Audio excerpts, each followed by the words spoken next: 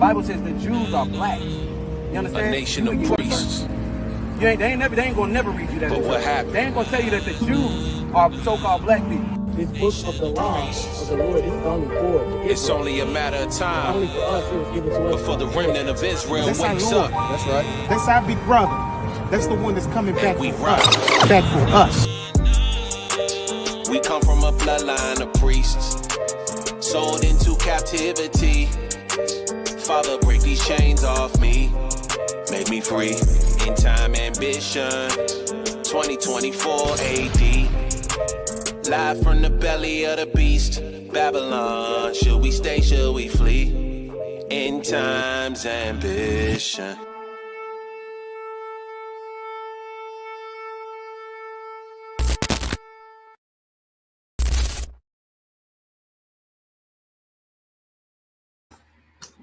Shalom, shalom. Shalom, shalom. Shalom. We are the trees of righteousness back at it again for another thankful Thursday. I give all praise and honor to Yahweh B'Shem Mashiach Yahweh Shah for letting us be able to get on here and do a lesson, because we've been running into all kinds of technical difficulties.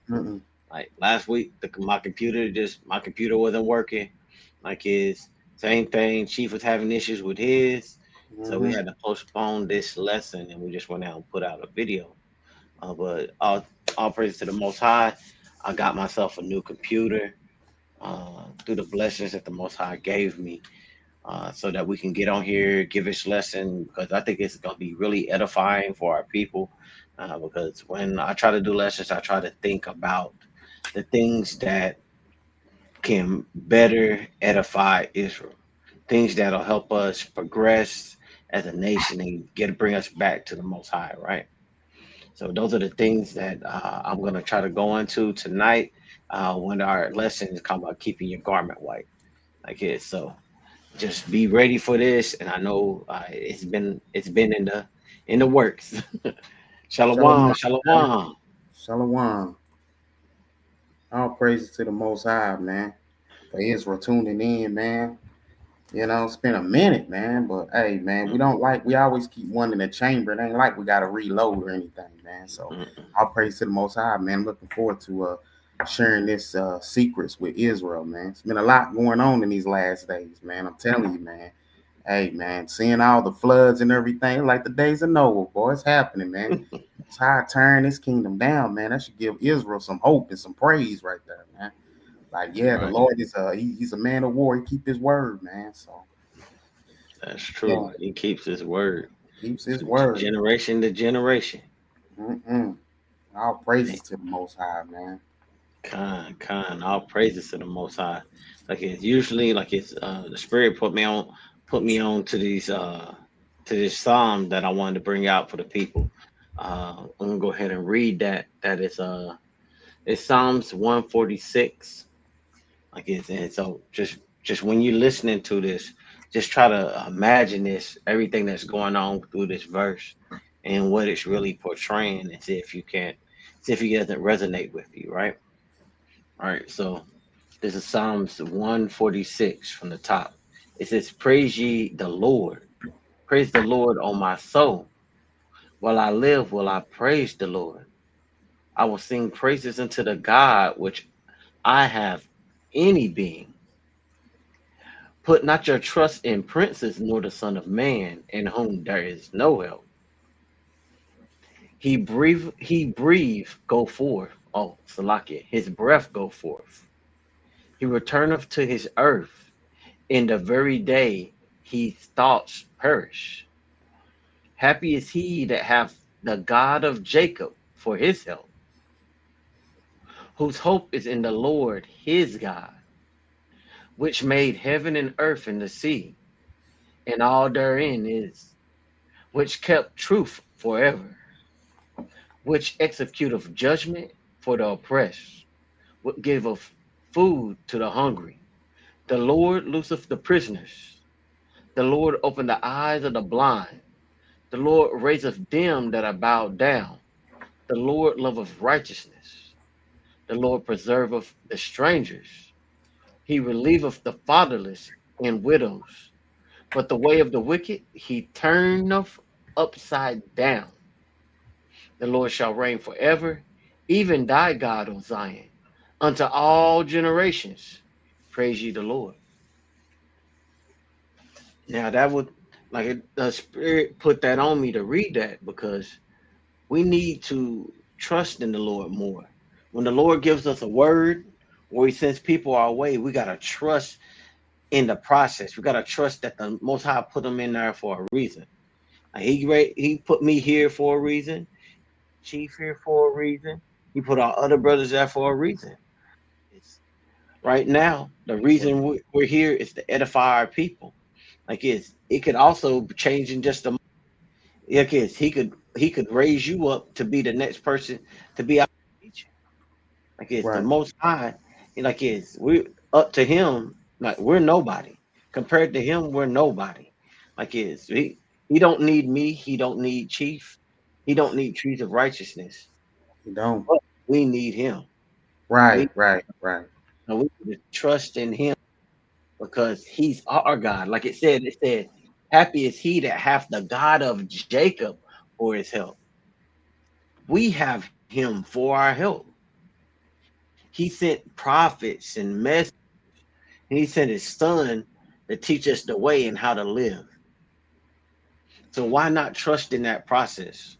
Why not trust in those things that he's left for us? Got anything, Chief? Man, that's right on point, man.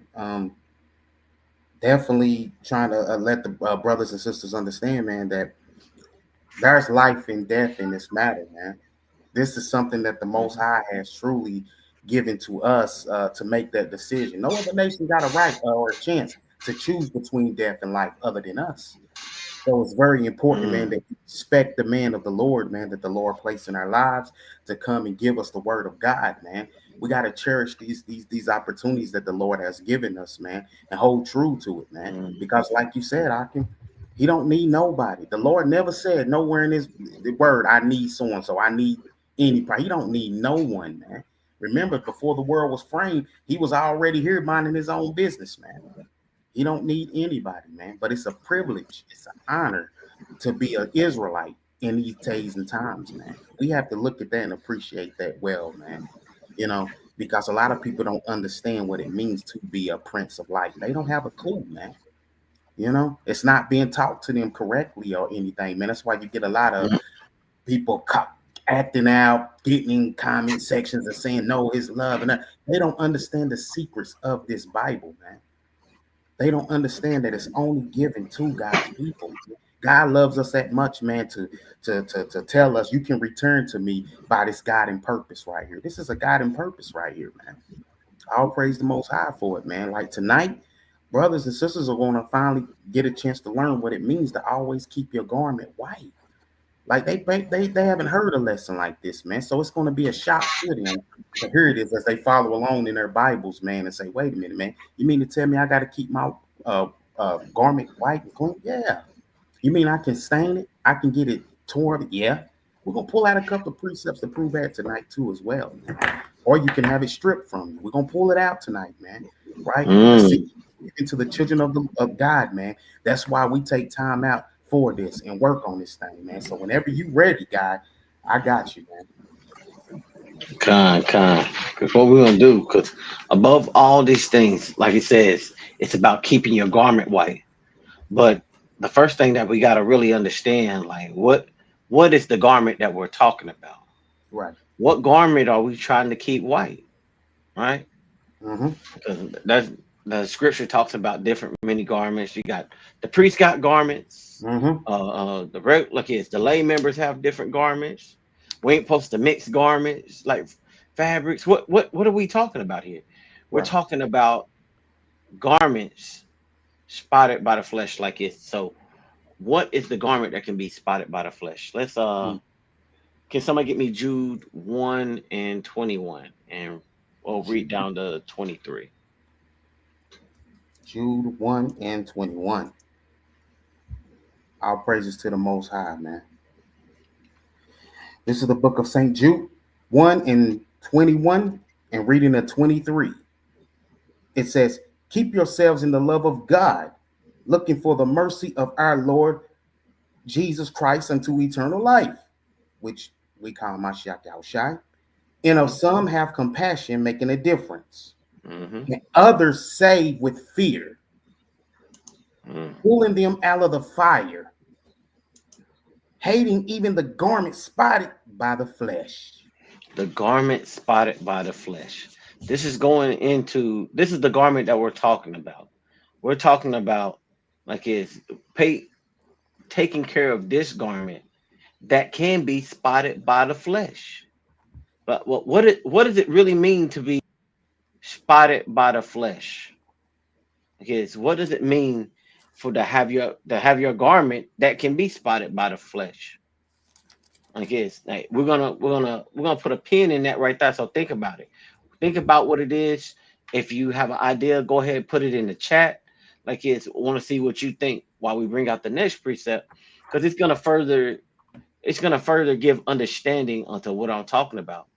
So let's get Zechariah 3 and start from the top.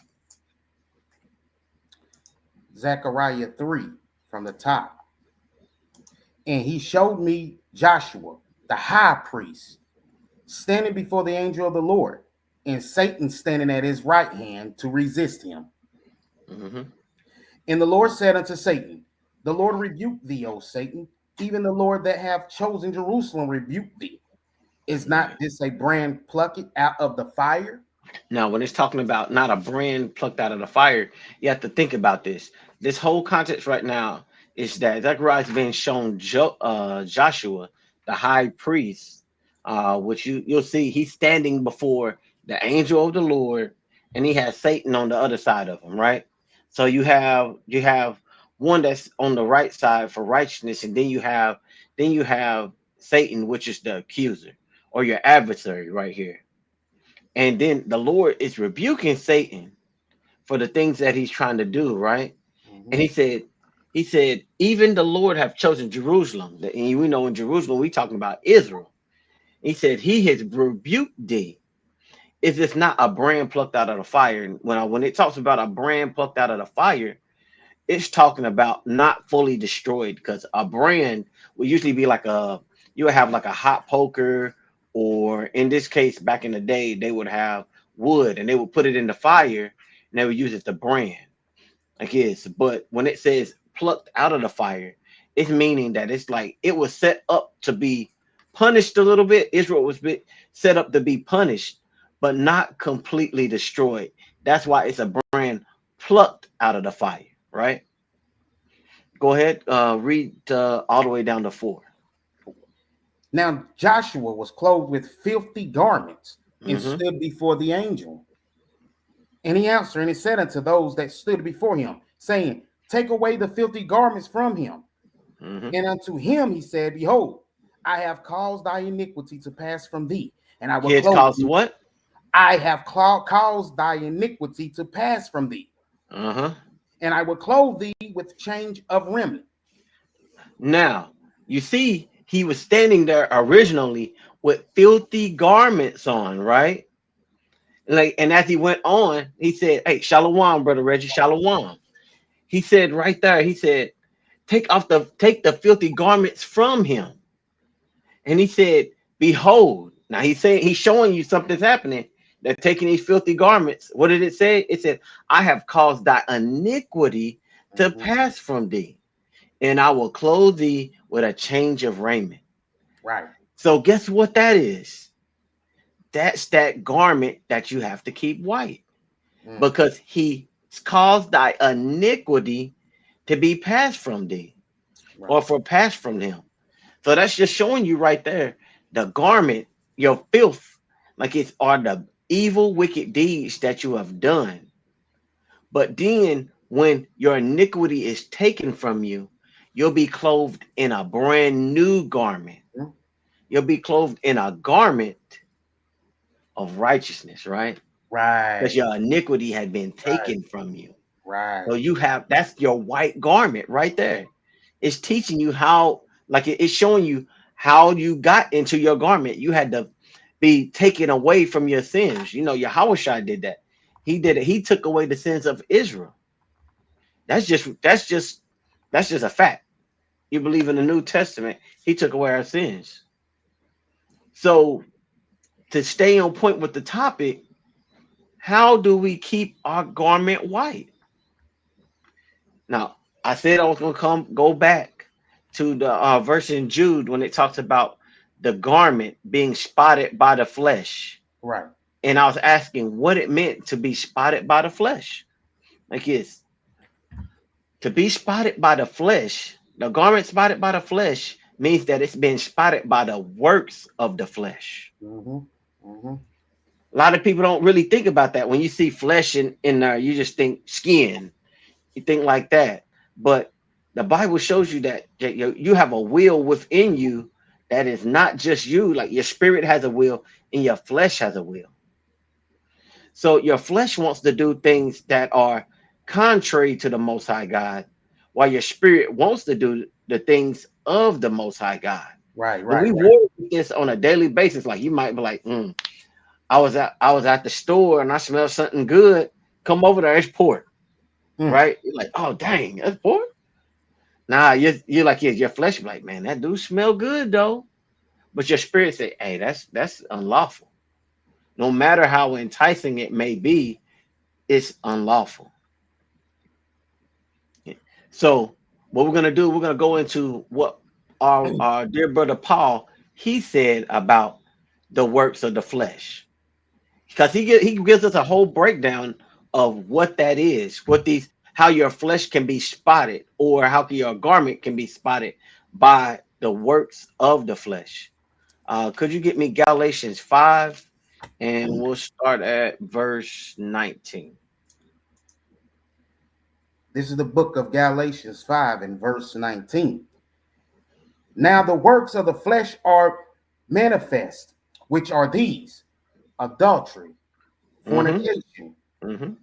uncleanliness, lasciviousness, adultery, witchcraft, hatred, variance, emulations, wrath, strife, seditions, and heresies, envies, martyrs, drunkenness, revealings, such like, of which I tell you before, as I have also told you in times past, that they which do such things shall not inherit the kingdom of That's God. it right there. You're not gonna. These are the things that keep you in sin. Like yes, it tells you. Like yes, he said, now the works of the flesh are manifest. So these are the things that will keep you from getting into the kingdom. This is the things that will spot your garment. Now we know what adultery is, right? Everybody knows the adultery. Like this, we like. I'm gonna keep this class like basic. This is like 101. This is gonna be a 101 class. Like this. So when we talk about adultery, why did Paul say adultery is one of the works of the flesh? Like it's really basic. It goes back to the Torah. The Torah says these things. Let's get that in this 20 and 14. What you say? Exodus 20 and 14. 20 and 14, got it. This is the book of Exodus 20 and 14. Thou shalt not commit adultery. Mhm. Thou shalt not steal. Thou shalt not bear false witness against thy neighbor. Thou shalt not covet thy neighbor's house. Thou shalt not covet thy neighbor's wife, for his manservant, nor his maidservant, nor his ox, nor his ass, nor anything that is thy neighbor. Now, does that sounds familiar, right? If it don't sound familiar, you need to go back and read the Bible. That is a part of the 10 Commandments. So when you're listening to that, these are the reading. This is the reading that Moses came off the mount with the tablets that were written by the finger of God. He gave us this commandment that we should not commit adultery. Like it's get me Leviticus 18 and 20, just to solidify that. Leviticus 18 and 20. Moreover, thou shalt not lie cornerly with thy neighbor's wife. to defile thyself with her. So this is what it's telling you what adultery is. Adultery is you lying down with your neighbor's wife to defile her.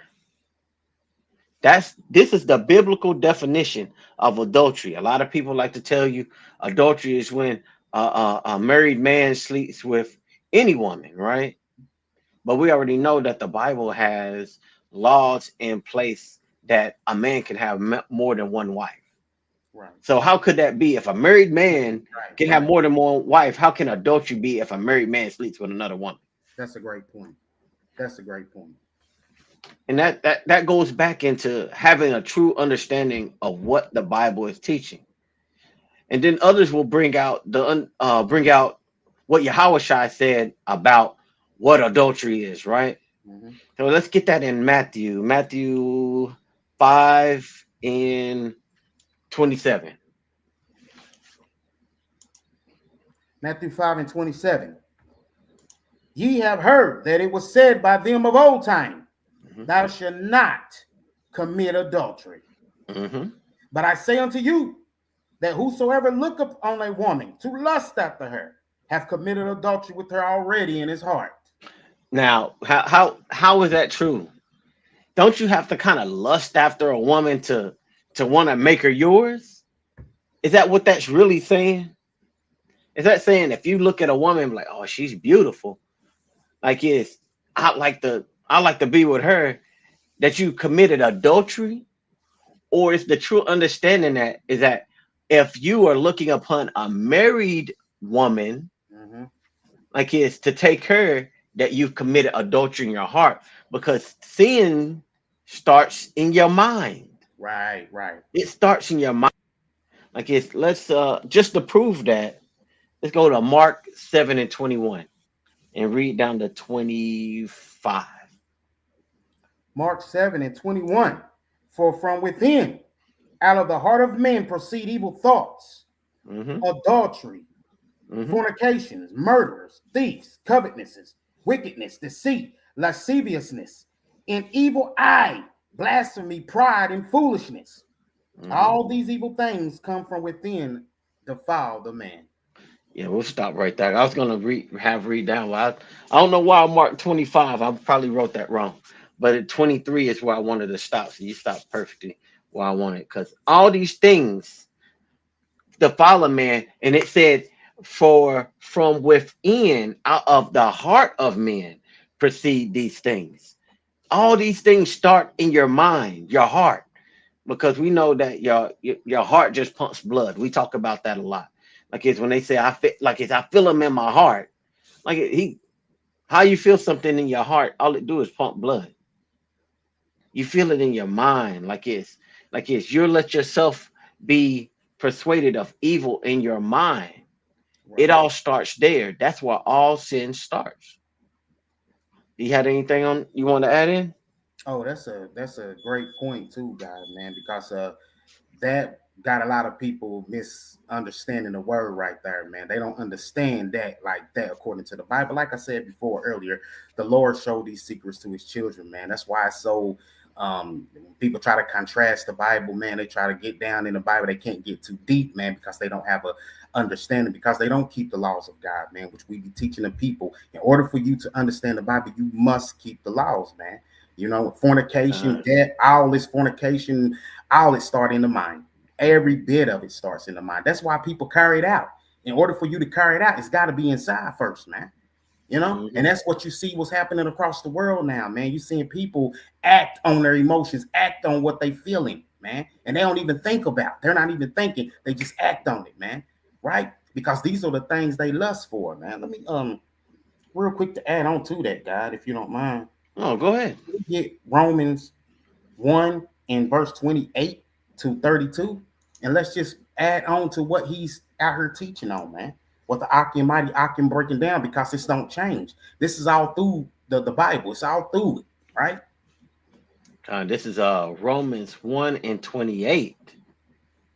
And even as they did not like to retain God in their knowledge, God gave them over to a reprobate mind to do those things which are not convenient.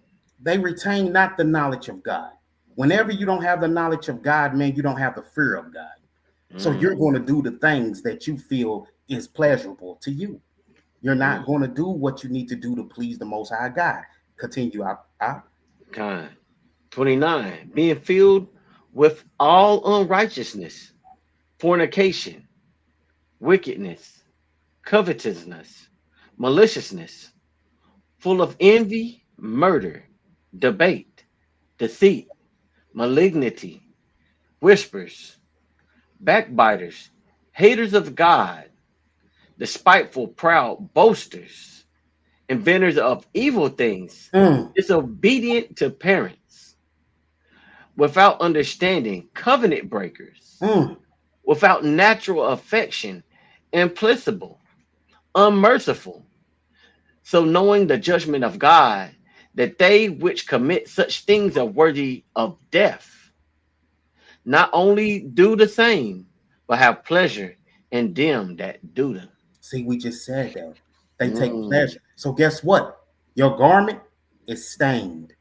mm, It's not white when you're living in unrighteousness, man, at all. Because when you're right, living in unrighteousness, you're living according to the flesh. mm, You're not living according to the spirit.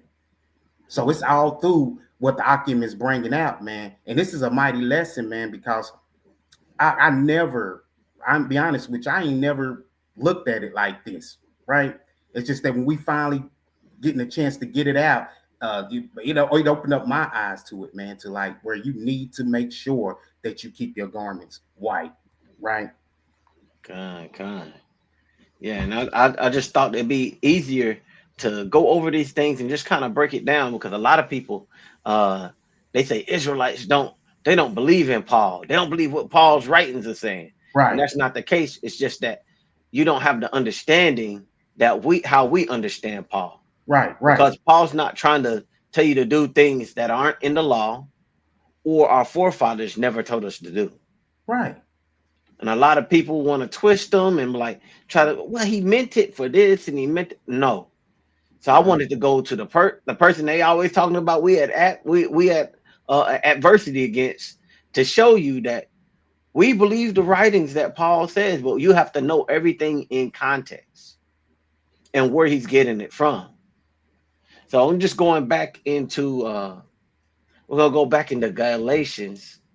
And like as we were going through it, I'm just gonna break down all these things where we get it from, right? Because as in we got to 19, we've already hit adultery. Now we're gonna hit fornication. Most of us have an idea of what fornication is, but the Bible it teaches us like it's a unlawfulness right. and unlawfulness when it comes to those kind of acts. The acts of what the word is, the name, the Greek word right here is porneia, which is like, they say pornography, right? Like it's unlawful acts. And I just wanted to give like some things that you're not supposed to do according to the Bible, that like is that's not in the union that the Most High want us in a sensual way. So could you get me Leviticus 18? You didn't Leviticus. start from the top because it there's a lot of stuff in here you shouldn't be doing. Now, Leviticus 18 and verse 1. And the Lord spoke unto Moses, saying, Speak unto the children of Israel, and say unto them, I am the Lord your God. Our God, all right. After the doings of the land of Egypt, wherein ye dwelt, shall ye not do. And after the doings of the land of Canaan, whither I bring you, shall ye not do. Neither shall ye walk in their ordinances. So they're about to like there's some things that they do that we shouldn't be doing. Like yeah, so the things of the world that they might do, we ain't supposed to do. That's what we're going into. Right. Oh, jump 6, because other than that, it's just so we can get to the point. Verse 6. None of you shall approach to any that is near of kin to him, to uncover their nakedness. I am the Lord. Now you ain't supposed to see the nakedness of your next of kin. So you ain't supposed to be looking at these people that it's about to outline. Go read on down. The nakedness of thy father, or the nakedness of thy mother, shall thou not uncover. She is thy mother. Thou shalt not uncover her nakedness. Mm-hmm. The nakedness of thy father's wife shall thou not uncover. It is thy father's nakedness. Let's stop right there just for a moment. First, it said the nakedness of thy father you ain't supposed to see, and the nakedness of your mother you shouldn't be, because the mother belongs to the father. That's his. That's for him to see. But a lot of times, like it's people be walking around here half naked, Mm-hmm. showing off more than they should be showing. Like it's you ain't supposed to see that. Like you ain't supposed to see it just as a person.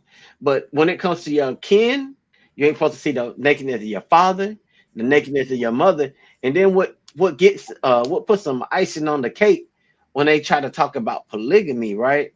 You ain't supposed to be doing these things. Tell me why does it say that the father, like is you shouldn't cover the nakedness of thy father's wife?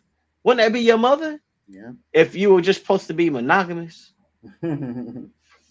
But it says the wife of your father, and we know that happened. We know it happened with Reuben. Our Yeah. forefather, he uncovered Yeah. the nakedness This, of yeah. his brother's Yeah. mother. Yeah. So the Most High said, "Hey, we ain't gonna have that happen again in Israel. Hey, make it a part of the law." That's just to show you that there are things that are just not just a man shouldn't be sleeping with another man, that is fornication, Mm. right? There are other things that are unlawful that you're not supposed to do. Like it. So I'm just want to bring more of that out. Like is we got that. Then we have where it was talking about the next thing, talking about uncleanliness, right? Like it's when we're looking back at Galatians 5:19, it talks about uncleanliness. There's lots of things we talk about weekly, talking about what makes you unclean. Doesn't like is we talk about the dietary law. We got Leviticus 11 that tells you the things you can eat and you can't eat. Right. Those are things that make you unclean. But did you also know that you become unclean when you touch a dead body? Did you know that? Mm. All right, let's get that out. We're gonna bring that out real quick. That's in Numbers. Let's do Numbers 19 and 16. Yeah, Numbers. That should be Numbers 19 and 16. This is Numbers 19 and 16.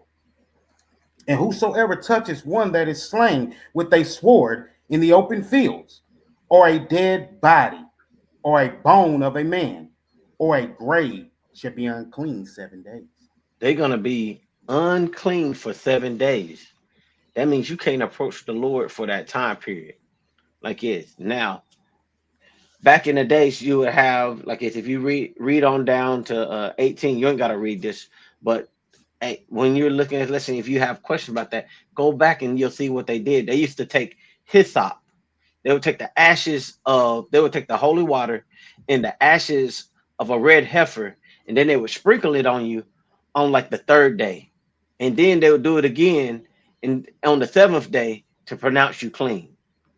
I guess. But now, since we don't have a standing priesthood, we have to rely on Yahweh to be that for us, be our high priest, to cleanse us for the things that we can't cleanse ourselves for at the time. Right. Yes. And that's just one of the things. Like is so we got food that can make you unclean. We've got we've got touching a dead body that makes you unclean. Like it, and if you're watching this video, I want you to put in the chat or put in the comments another thing that makes you unclean. What else other than the dietary breaking the dietary law, touching a dead body makes you unclean? Like yeah, that's just a little bit of homework for you if you don't already know. Like yeah, there's a lot of things in there that will make you unclean when you're trying to go before the Most High God. All right, let's continuing in Galatians 5. The next thing we have is lasciviousness. I'm Mm. not sure if a lot of people know what lasciviousness is. It's unbridled lust for something, right? It means you like it's unaffection. It's enough. it's something that you shouldn't do. I'll say it like that. It's like I want to do something that's unlawful in my bedroom. We know that the scripture says that the marriage bed is undefiled, Mhm. but there's still things you still can't do. Unfortunately, we've had incidents in Israel where that was brought to light for a prominent figure in Israel. Mhm. We had our brother who had his wife doing lasciviousness Mm. towards him and in their union. So I'm not gonna dig into all that, but there are things that you can do in your marriage that are still against the Most High law. You can't be lascivious. You can't do that. That's let's say another incidents of being of lasciviousness. Get me Leviticus 19 and 29.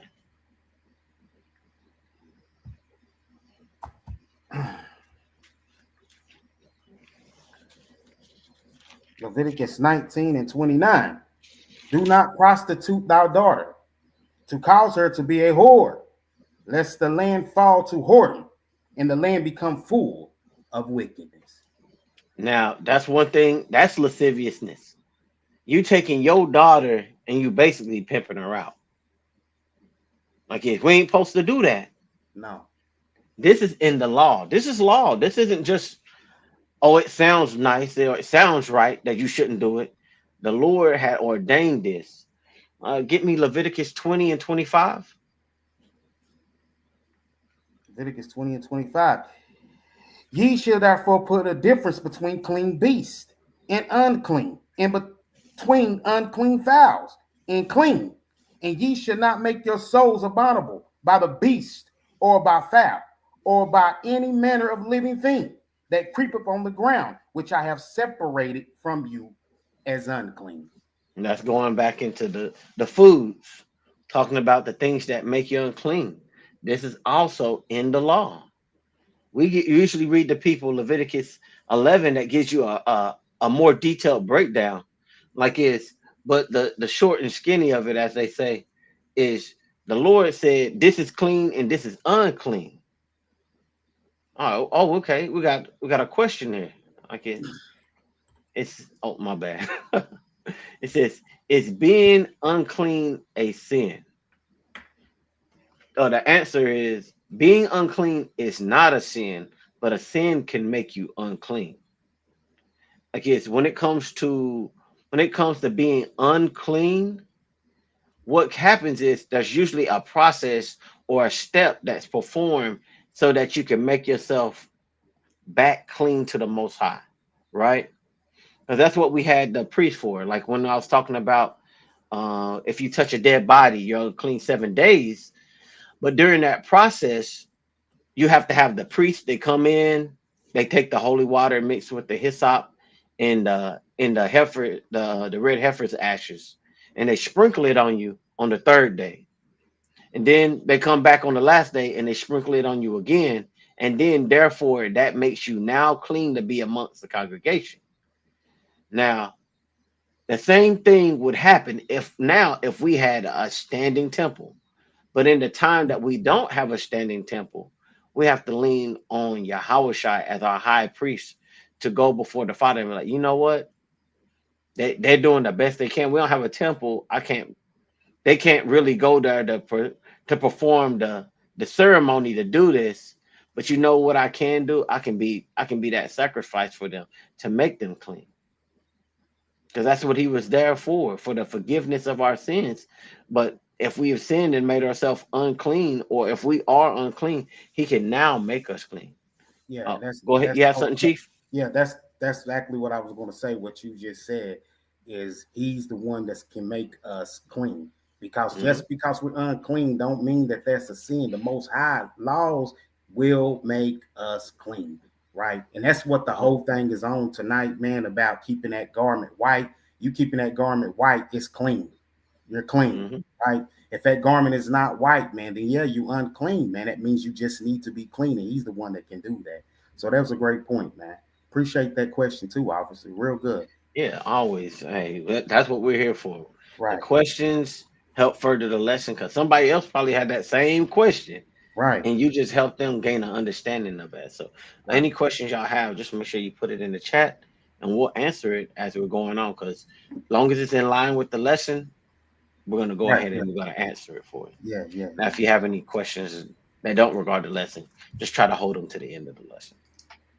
All right, so we've already talked about things that can make you unclean. We talked about lasciviousness.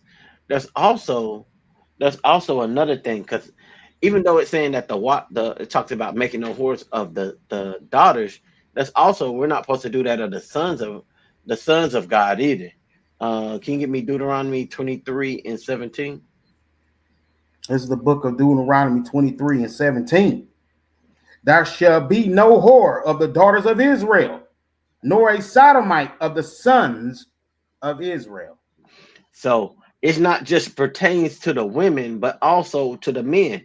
You're not supposed to make sodomites, or in this time uh they would call them temple prostitutes because that's what they would do. They would hang around the temple and they would prostitute themselves when they were in wickedness because there's other cultures that would allow that lasciviousness to be act. Just imagine that your God wants that to be around you. He thinks that's okay to do. When I think about that, I think about like the Greek gods, right? They have like Aphrodite, she's of love, so they would have people just making love in their temples. Like it's the Most High he had set us apart, so we don't do those things that they would do. We don't do those things. We don't prostitute our daughters or our sons to any god. Like it's because the Most High God, He is holy, and He wants us to be holy as well. You had anything you want to add on to that? Beautiful, man. That's beautiful, guy. I'm actually going to touch on that too as you get on down through that, brother. On Okay, especially what he talked about too. I'm gonna really stay on focus on that garment too. So keep going. kind. Okay, of course, like it's as we get into Galatians 5 and verse 20, the first thing that's brought up there is idolatry. Mm-hmm. Like it's that comes from the Old Testament. Like it was one of the first. It was one of the Ten Commandments. So let's bring that out so that you can have that in your arsenal. On you can put that precept in your books. Come. So let's go to Exodus 20 and 4 and 5. Exodus 24. Thou shalt not make unto thee any graven image or any likeness of anything that is in heaven above, or that is in the earth beneath, or that is in the water under the earth. Now it's going to give you why you're not supposed to do these things. Thou shalt not bow down thyself to them, nor serve them. For I, Mhm. the Lord thy God, am a jealous God, visiting the iniquity of thy fathers upon the children, unto the third and fourth generation of them that hate me. And it says because they hate me, because those people who commit these things, you can't have the love of the Most High God in you if He Right, told you not to do it, but you did it. That's right, why He's going to visit even the third and fourth generation, not just you. It's going to be He's going to visit them into the third and fourth generation to make sure that that wickedness has been removed out of Israel. Okay, it right. looks like Frank got something here. It said, once someone had stopped breathing and you're trying to help them and they pass out in your arms. Okay. Will that make you oh, you're talking about if they die in your arms and they pass while in your arms. Oh, he got the Yeah, other piece. that oh go ahead. Go ahead, Chief. He got the other piece right here. I didn't see that. I was trying to see the okay. Oh, Okay. Will that make you unclean? You want to answer that, Chief? I can answer it if not. you can go ahead. All right. So basically, like it's using what we know from the scripture, regardless if they died a second ago, an hour ago, a day ago. It even said that you're if you touch a grave, you're unclean. So I would answer that as yes. If they stopped breathing in your arms and they passed away, they were while you were holding them. That would make you unclean. Okay. Also, okay. Got you. Got you. All right. So Right, yeah, right, that would make you unclean. But yeah, like Chief, he pointed out, he said Yahweh is the one who now makes us clean. right. Like he's the one that can now cleanse us from these things. Great Yeah, question. great question. I like when we get practical questions for the lesson because Yeah, we have to make this Bible practical, something that we can use from day to right, day. If right. this happens, now I'm hoping nobody's passing away in your arms every day, but you No, know what I'm saying. But it's something that can happen in real life. That can happen to us. Like yes, you would be unclean during that period, but that doesn't mean that you can't do anything. You right, just wouldn't be among like you wouldn't be in the camp. You wouldn't go to camp because the camp is in the because the Lord walks amongst the camp. Like so you don't want to be unclean amongst the most high. Yeah, all praises. Yeah. our praises, our praises. No problem. No No problem. problem, guys. That's what we're No here for. problem. Sure. And, You got any more questions? and stay Hey, shoot. on that. Stay on. You hit that one on the nail too, man. Because it's not like when you unclean, you can't be clean again. Mm-hmm. So that's what people need to understand, man. You will be clean again, man. So if you have to set out for like be up in the house for 7 days or whatsoever, shit, it ain't like you ain't gonna be clean again, right? Hey, Our that's a praises, good point. our praises, our praises. Yeah, that's and that's what we're here for. We're here to edify. Like it's if I like it, we might go into this a little deeper. Maybe we'll do just a segment where we just talk about just the law in general and how we can make it practical. But in this lesson, I was just wanting to bring out the things that could spot the flesh, like it's the spotted garment, spotted by the flesh. Like Right, it's just like that, like we were talking about. We're going to go into idolatry. We know what idolatry is. Like it's putting other gods before the Most High God. hmm, That doesn't mean that you can't honor your mother and your father. It's just that you put nobody above the Most High God. Most High God say don't eat pork, shrimp, lobster, and your mom and your dad make a pork chop seafood plate, right? I don't know why they put all those meats together, but they make that and they put it in front of you and like, oh, I made this meal for you. Oh, here you go. You're not dishonoring your mother if you tell or your father by telling them, I can't eat this because my God told me I can't eat that. And a lot of people are like, oh, that's disrespectful. You ain't gonna eat what in front of you, but you can't break a law to keep a law. no, You can't break a law to keep a law. you That's tell that's me, just not tell how them that no. works. Mm-mm. You you're actually honoring your father and your mother like this by telling them, you know what, we're not supposed to do this because guess what? The law of God says we're not supposed to do that.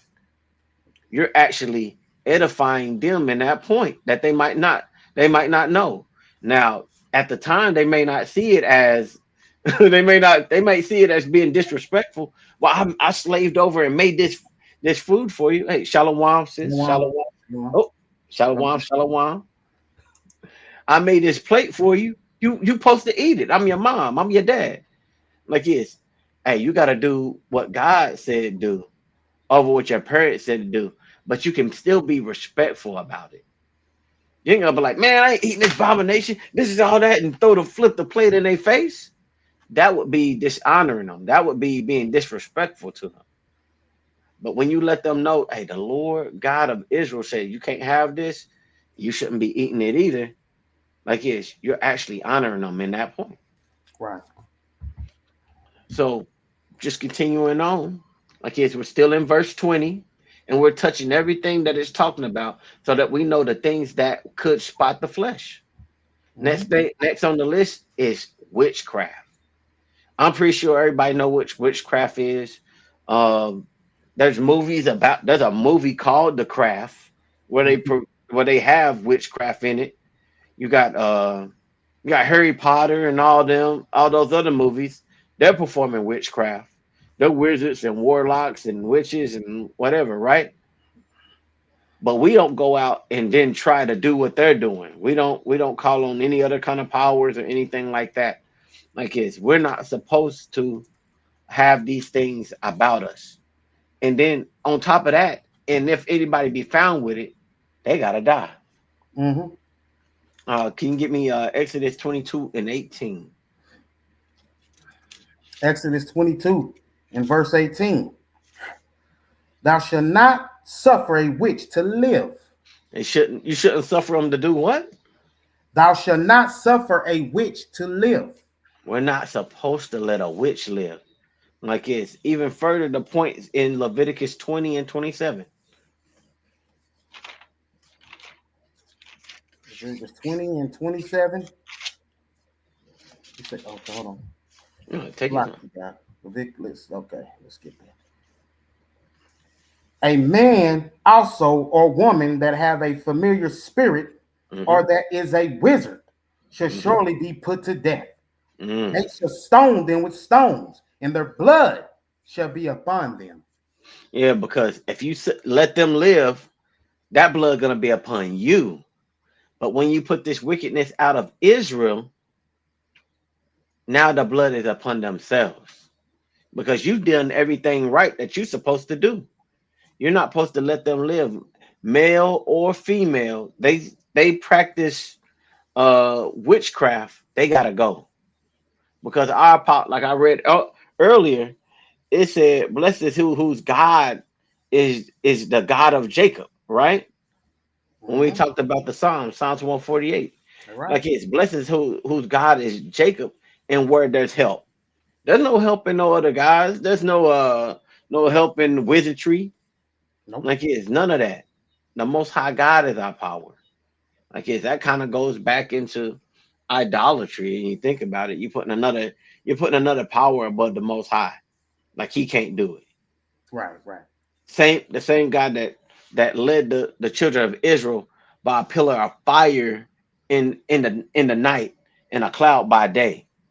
Split it like it's we had the plagues of Egypt.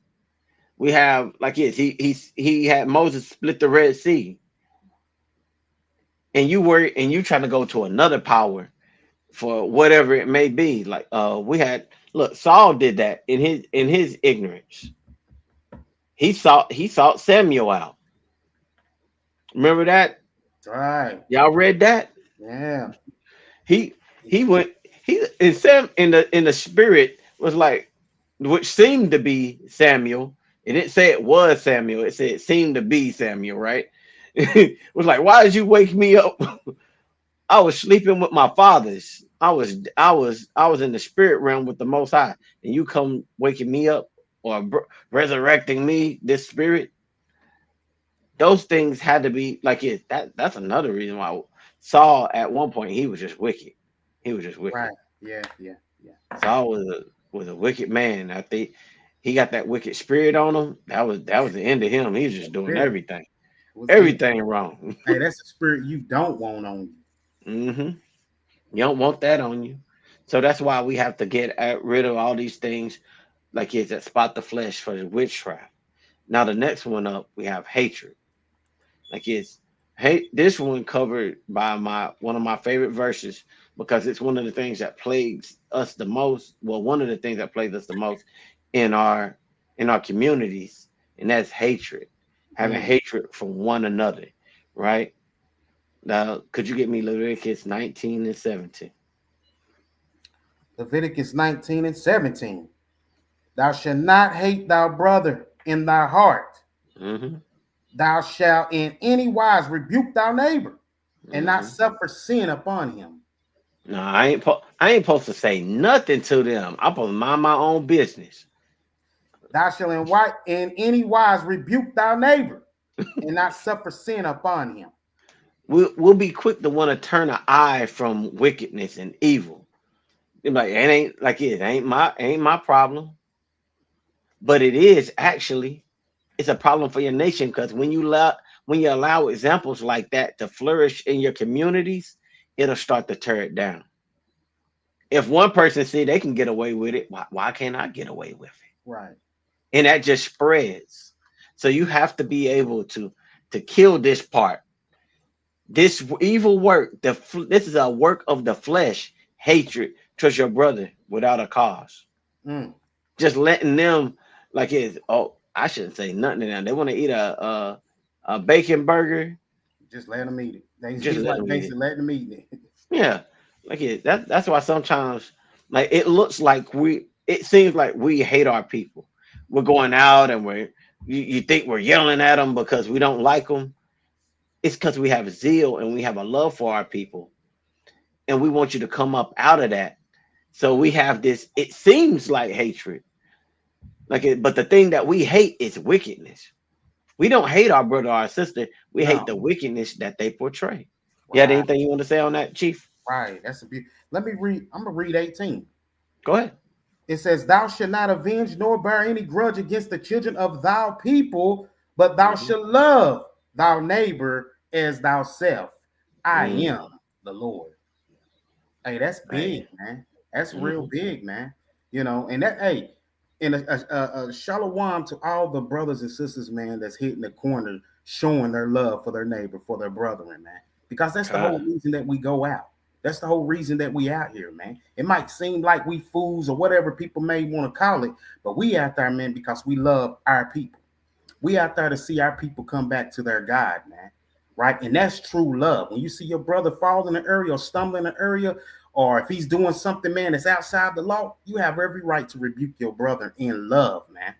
Right? And tell Hmm. him, yo, brother, you don't need to be smoking that. You don't need to be out here fornicating. All these things are unclean. Every last one of them, man. Hmm. Right? This is what keeps us away from God, man. Unrighteousness keep us away from the Most High, man. So we got to do our best, man. Like what the Akim is bringing out, man. All this that he's bringing out is the very things that will keep your garments filthy, man. And he brought a precept out early, which is a great one, which was in Zechariah 3, where the angel told him, remove your filthy garments. That's big. We're Hmm. going to get deep into it. I like that. All praise to the Most High, man. All praise the Most High for that. Hey, that was on point. That was beautiful. Brought up that point beautifully, because all of this is for the edification of Right. our people. We have no I don't hate any of my people. No. Not one. You could cuss me out. They did. You know what? I'll pray for you, brother. That's it. I ain't got time. I'm looking forward to the treasures of the kingdom, and I can't let things like that weigh me down. Right. Become filth on my garment. Woman. Right. Yep, that's right. Righteous judgment. The Most High has it too. Most High has righteous judgment for His people. Like it's when you look at Deuteronomy 28, that was righteous judgment. It was. He said, I'm gonna give you these things for your good, and I can bless you. But if you don't, you're gonna get this. That's right. So the Most High isn't wicked or evil for doing what He said He was gonna do. He warned you. He Mm-hmm. warned you the things that will come if you were disobedient to His word. That's righteous judgment as well. Kind. That's Kind. righteous judgment too. Our forefathers, hey, they ran up the bill on sin, and Yeah. then hey, we got to pay for it. But we can also now be forgiven for no sins when we ask for forgiveness for the sins of our forefathers and for our own sins, so that we can have our garments white. That's right. Just like Right. Chief brought out Yes. earlier. Hey, they ain't got to stay filthy. Mm-hmm. You can become clean again. That's right. That's right. But That's if you don't know the things that become filth on your garment, you won't know how to avoid them, or how they affect you, right? mm-hmm. So when we continue in verse 20, we go into variance. When we talk about variance, because this one kind of got me, because there's a lot of things that sound like, when you go through the rest of these, they kind of sound like they're saying the same thing. When you call variance is difference, a difference between. So you have to think about it in a spiritual aspect. What could cause differences, right? Mm-hmm. So let's go to the things that the Most High hates. Let's go to Proverbs 6 and 16, All praises to the Most High. and we Proverbs 6 and 16. All praises to the Most High. Read down to 19 if you don't mean Baba Kashaf. These 6 things doeth the Lord hate, yea, 7 are an abomination unto him: a proud look, a lying tongue, and hands that shed innocent blood, Mm. and heart that deviseth wicked imaginations, feet that be swift and running to mischief, a false witness that speaketh lies, and him that soweth discord among the brethren. And that's what it's talking about. It's talking about that last part. And you're going to hear this a few more times because this is all the stuff Paul is pulling from the law and the prophets. Because back in the day, back when Yahushua was walking the earth, the Psalms and the Proverbs, they were also considered a part of the law. Right. So when it says these things, take it to heart. If he took it to mind that these things are something worthy of being called a part of the law, you should take heed to them too. It's that last part. And he that soweth discord among brethren. That's bad, man. Now it's not saying that you were trying to correct brothers and then they didn't like the correction and then they went their different ways. It's talking about you came in there, this brother, he wicked. He did this, that, and the third. He did this. He should, man. But you ain't done what Yahushua said to do. If there be an issue with your brother, if you have a fault with your brother, you're supposed to take it to him and him alone. And then if he don't want to hear you, you take it before 2 or 3. Right. You don't want to hear about that? You take it to the congregation. You take it before the elders, all Israel, and he still don't want it. Hey, dust it. You gotta dust off and treat him as a heathen. But Right. that's what it's not talking about. It's not talking about doing those things. It's talking about you just coming in and sowing seeds of discord. You're like, yeah, I don't like that brother. I'm gonna put this brother against this brother. And then they'll see that I have wisdom, and then maybe I'm the chief. Yeah, I'm chief now. That's crazy. It's crazy. And you be surprised how people will do that. They do it when try to get you a promotion that somebody else wants the same promotion for. They're like, oh, he came in late the other day. He was late by 5 seconds. It turned 7:01, it was 7 o'clock, 5 seconds. He wasn't sitting at his seat, he wasn't at his phone, he wasn't at his desk. That brother, he always late like that. What? That's what you trying to do? You want the spot so bad, you snitching and running around. It just turned 7. I'm here at 7. It's 7 in 5 seconds.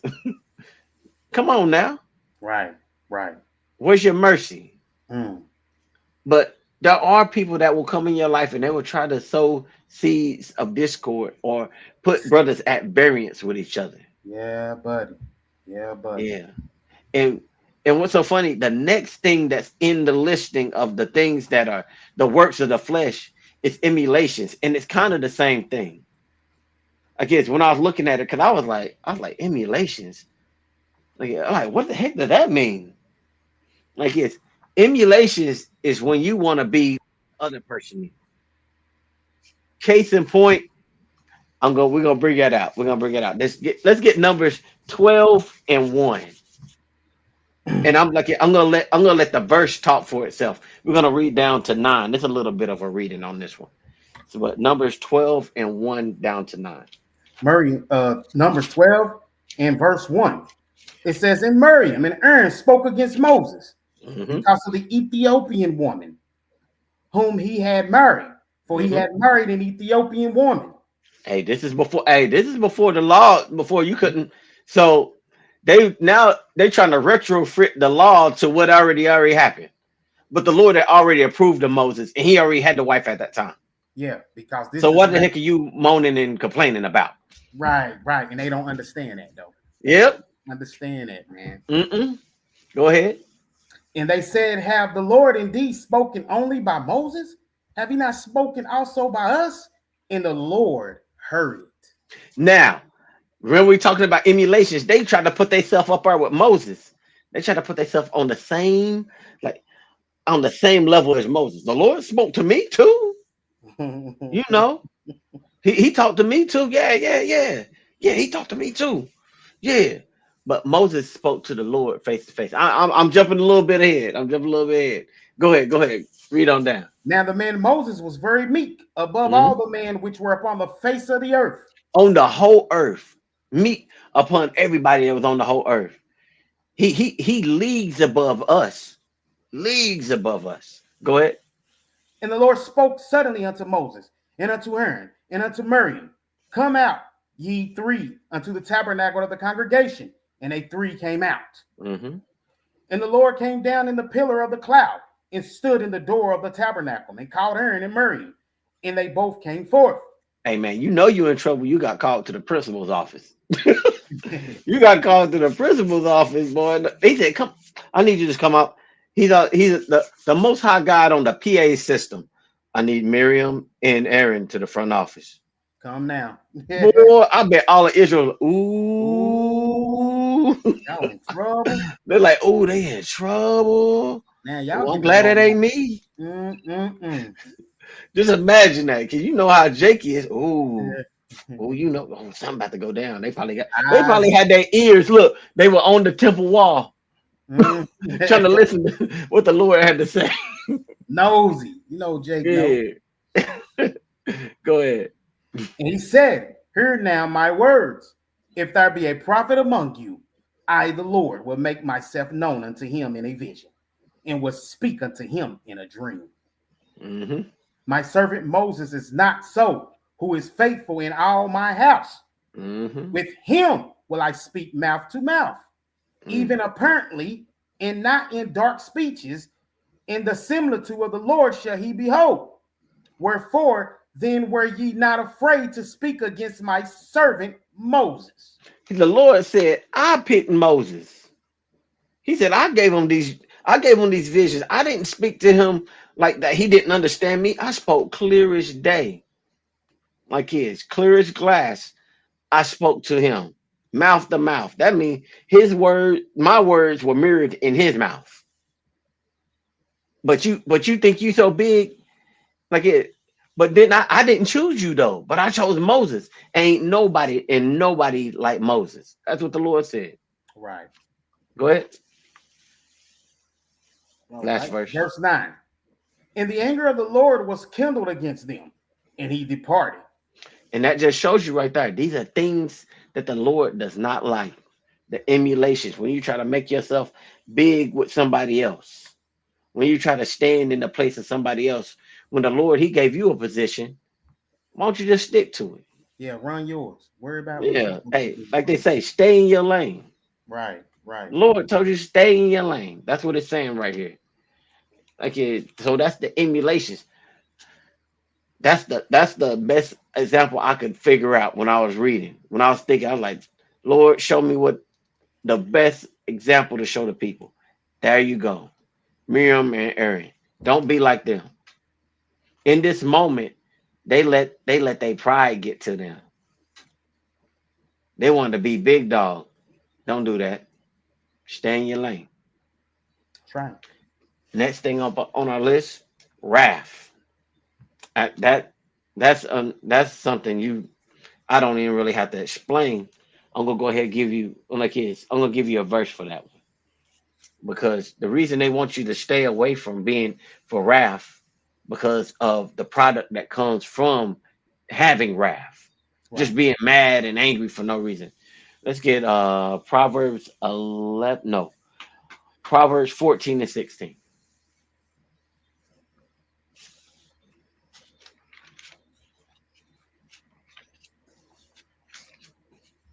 Time.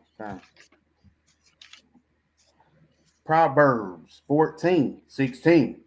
A wise man feareth and departed from evil, but the fool rage and is confident. But a fool does what? But a fool rage and is confident. He don't know it. He just yeah, I'm right. I'm right. You wrong. But a wise man is what? A wise man fears, and he departed from evil. Right. But like, I'm right. Whatever I said had to be right. Lord, he talked to me. I'm big dog around here. No, no, you don't rage like it because it makes you a fool. Because you can't learn anything when you being foolish, right? Right. Like it's nobody even take you serious when you like that. Like it's when you like it's the scriptures tell you that like it's a man that cannot control his spirit is like a city without walls. Right. Just Like you have no protection, destined to be destroyed. mhm. That's the importance why you shouldn't have wrath. You should be able to control yourself. You should be able to like when something comes up, it may upset you, but don't let it take away from you. Don't let it affect you so much that you can't be wise, that you can't see like maybe the possible error in your way. Be quick to be like, you know what? Maybe I did mess up. My bad. My bad. Be calm. You should be you shouldn't be so emotional because that's what wrath really goes into. You being just so emotional that you can't control yourself. You should always have control of yourself. Restraint, like is. That goes also into our next one, strife. You shouldn't be striving with one another, right? Right. Same. Hey, that's like is. You shouldn't be the one that's trying to start stuff too. Right. Same thing when we go back to Proverbs 6:16, when we were talking about that. Running to mischief. Right. Running to mischief. Trying to get in the middle of everything. Trying Hmm. to create strifes. We shouldn't be doing that. Those are things that another thing that we shouldn't do. Chief, you look like you had something to say. Yeah, you just on point with it, man.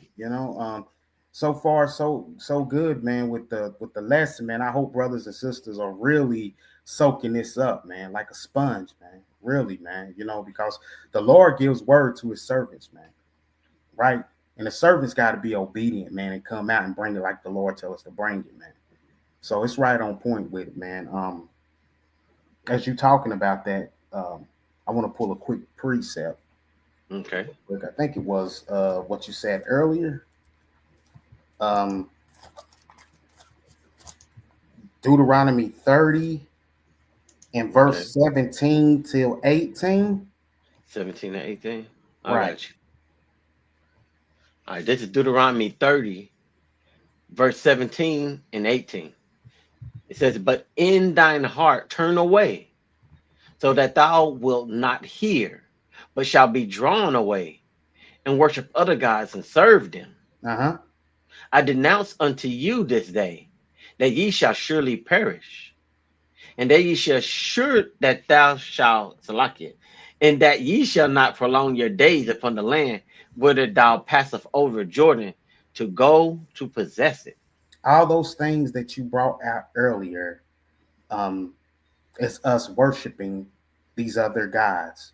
And the Lord Mm, told you not to do that. That's mm, what you're doing. You're worshiping all these other things that the Most High is against. And the mm, Most High said, I will denounce this day. He stamped that thing, man. That mm, wherever you go, you're going to die, man.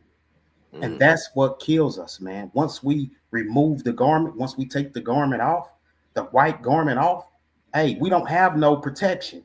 We take it mm, off, anything can happen to us, man, at that moment. mm. Remember, Wow. once you take that filth off, like the angel told Zechariah, you put on the clean, the fresh white garment and keep it clean at all times. That means you got to fight for all these other things not to attach to you, man. It's a daily battle. You don't get to just, well, I'm every day I ain't going through nothing. I'm good, man. You ain't gonna get no yellow brick road like Dorothy, man. Don't believe in no movies and everything, man. Forget that, man. That's right. You're going to have adversity. You're going to have things that come and get you and try to strip your garment, tugging at you every day, man. Trying to pull that thing off of you, man, so it can take control of you, man. Right? And the Lord said, do not worship. These are other gods. Anything that you worship more than him is your God. Mm-hmm. And that's going to keep your garment from being white. There's Mm-hmm. a reason why your garment has to be white. There is a reason why, you know. And let me get this one last one in, guy. I'm gonna turn it to you. Okay, go ahead. Let me get Ecclesiastes 9 and 8. Ecclesiastes 9 and verse 8. And it reads, let thy garment be always white. You heard that, Israel?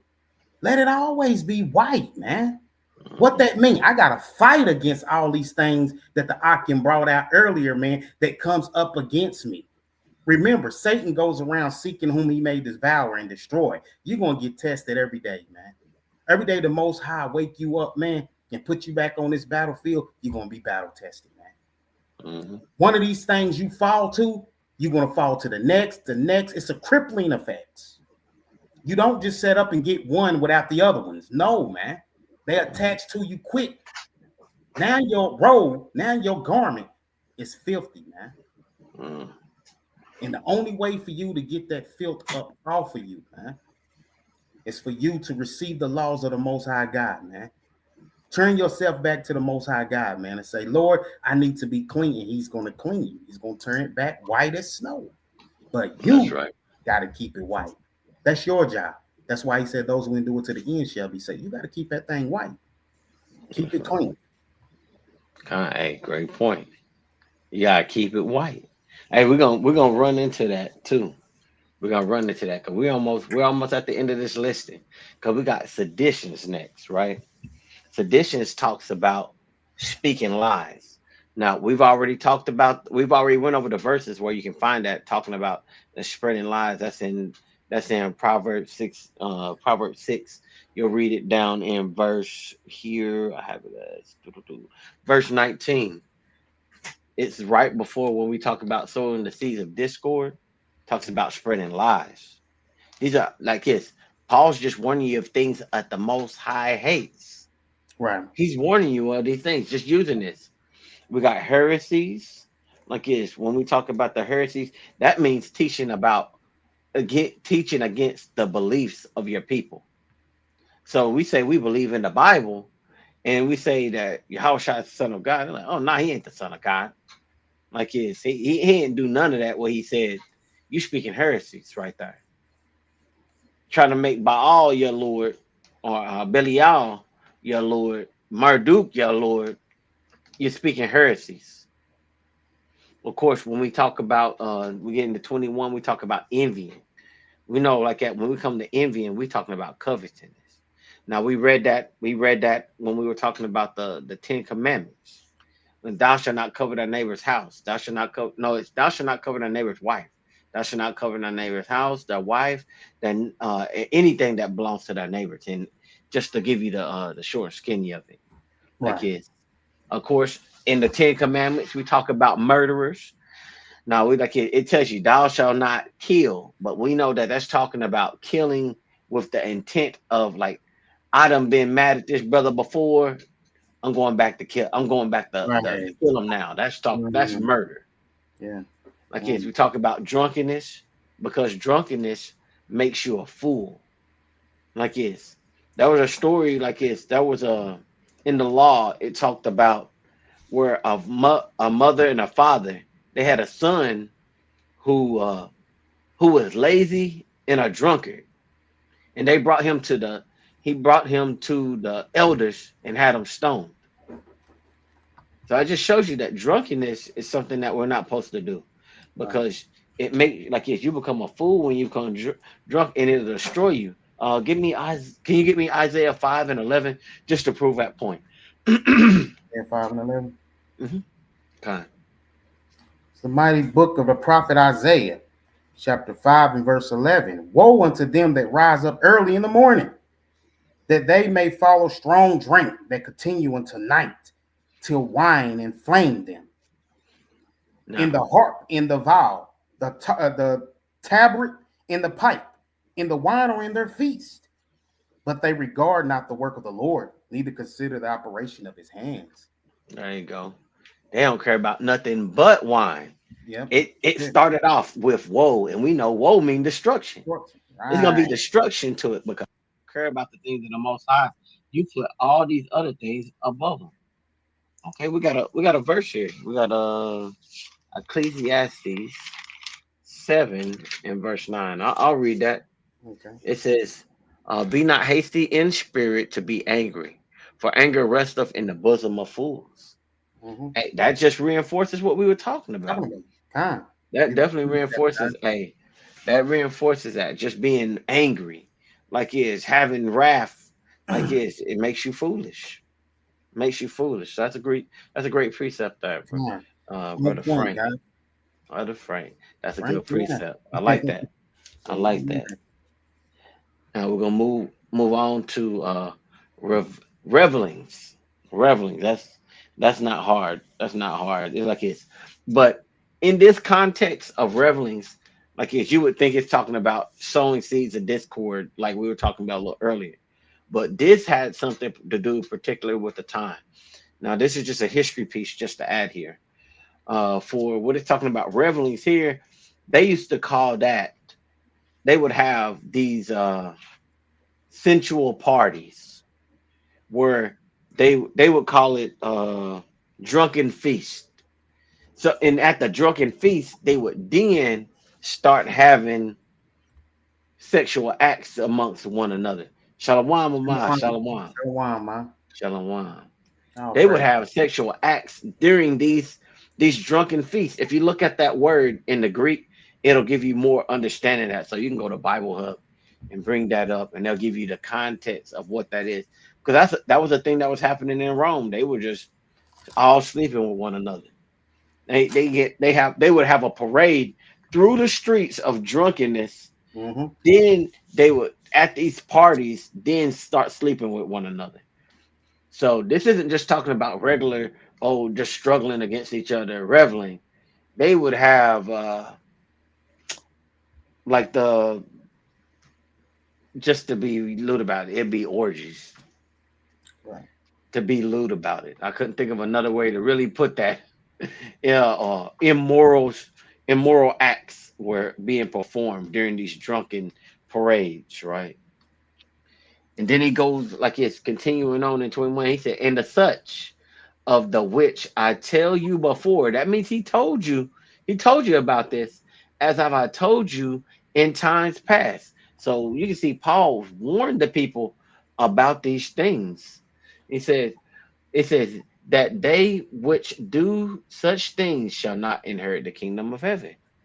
Because how are you gonna show up in the king? How are you gonna be a part of the kingdom of heaven and your garment spotted? Right. Like it's Yahushua had a parable where they invited you to the or what masquerade? Yep, those Mhm. things. Masquerade parties. They have those today. They do. Yeah, they do. That's a good point. Yeah, they have those. They put a little mask on and they Yeah. hide each other and then they sleeping with each other with the little mask on. Nasty. Just lewd. Just Filth. mm. No, no, don't partake in that. Don't partake in her wickedness. That's come out of her, my people, right? Right. Don't partake in those. So Paul's laid it out. The things that we can't do, the things that will spot our flesh. Chief has showed us that we should always keep our garments white. But now, just to kind of wrap everything up, how do we really keep this garment, which we learned about during the lesson? How do we keep it white? Right? Like it, and I'm gonna keep this simple, like it's because when I was thinking about this, I was thinking about like your actual clothing. How do you keep your garments white? Like it, how do you keep your garments clean? First, you gotta make sure you got the right detergent, right? You gotta make sure because there's some detergents that are really abrasive that you can't put on certain garments. Some of them be like, hey, they'll tell you to spot test the corner of the garment where they can't see to make sure that it's a good fit for it, right? So when you think about that, you got to make sure that you've got the right doctrine to keep your garment clean, right? We got to make sure we have the right garment. Like we got to have the right doctrine. Like we have doctrines that teach you all kinds of things. Like the Bible warns us about the doctrines of devils, right? Right, right. So that's one thing we got to watch out for. We got to make sure that we're testing our doctrine. We got to make sure that it's the right doctrine to keep our garments clean. Because we know that most of these Christian churches teach you that the law is done away with. Is that good doctrine? To keep your garment clean, it may be good doctrine for Christianity, but it's not the one that the Most High is asking for, right? So with that, we got to make sure we're testing our doctrines by staying in the Word, which goes into making sure that we're washing our garments, that we're keeping our garments clean that way. Like and why should we do that? Like get me 2 Timothy 3:16 and 17. 2 Timothy 3:16 and 17.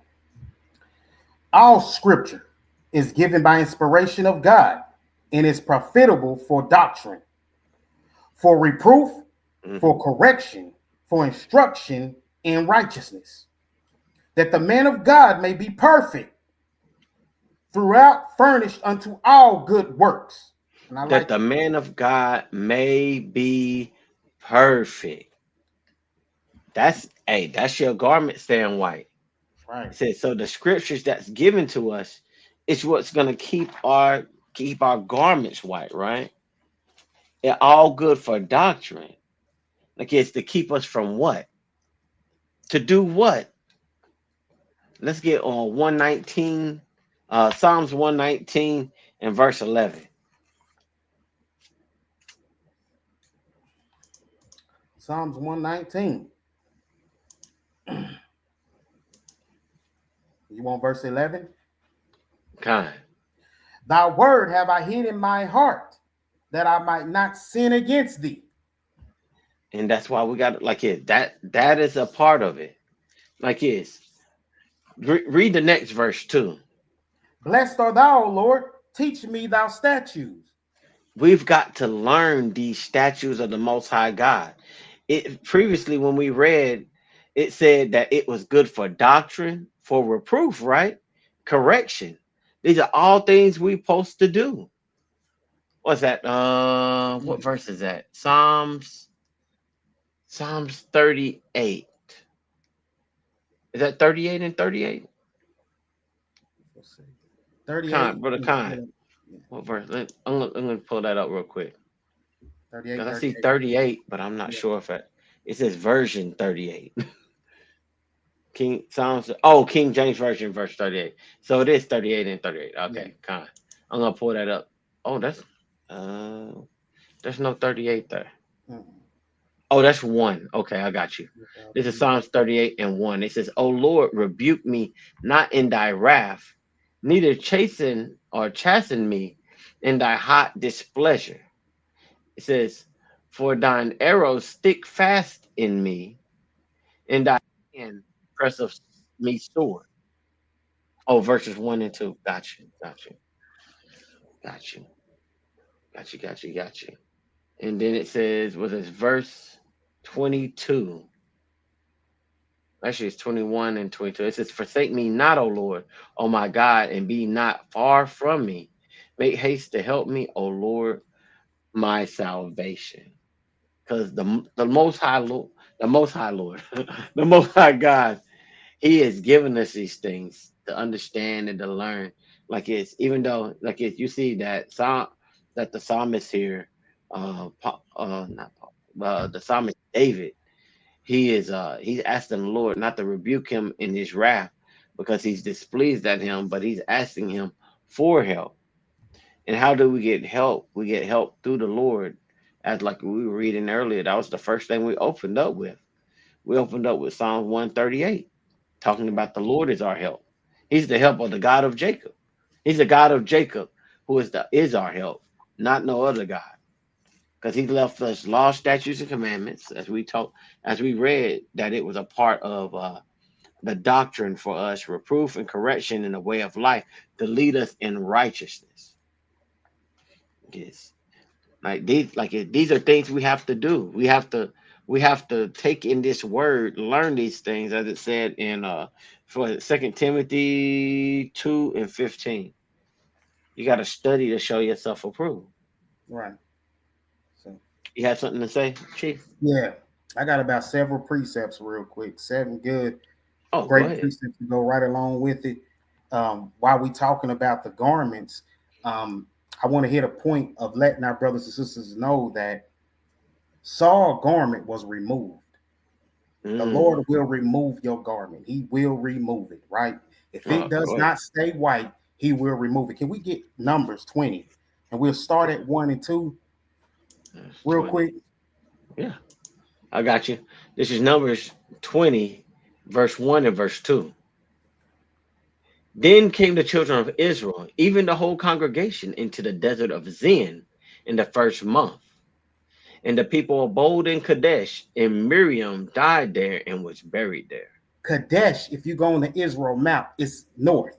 Keep that in mind. Read verse 2, Abu Shah. Verse 2. And there was no water for the congregation. And they gathered themselves together against Moses and against Aaron. So they gathering themselves against Moses and Aaron because they're in the desert and they need water, right? Jump to verse 6, Abu Shah. Verse 6. And Moses and Aaron went from the presence of the assembly unto the door of the tabernacle of the congregation. And they fell upon their faces, and the glory of the Lord appeared unto them.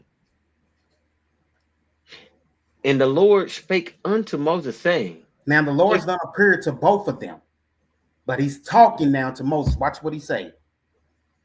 take the rod and gather thou the assembly together, thou and Aaron thy brother, and speak unto the rock before their eyes, and it shall give forth his water, and thou shalt bring forth to them water out of the rock. Mm-hmm. So thou shalt give the congregation and their beasts drink. So the Lord told him, speak to the rock. Go ahead. And Moses took the rod from before the Lord as he commanded him. And Moses and Aaron gathered the congregation together before the rock. And he said unto them, Hear now, ye rebels, must we fetch you water out of this rock? And Moses lifted up his hand and the rod, Salakia, and with his rod he smote the rock twice, and the water came out abundantly, and the congregation drank, and their beasts also. Hold right there because we're going to get back into it. When I Mhm. used to read this story here, I used to wonder something simple the Most High told Moses to do, he didn't do. And I always wonder why.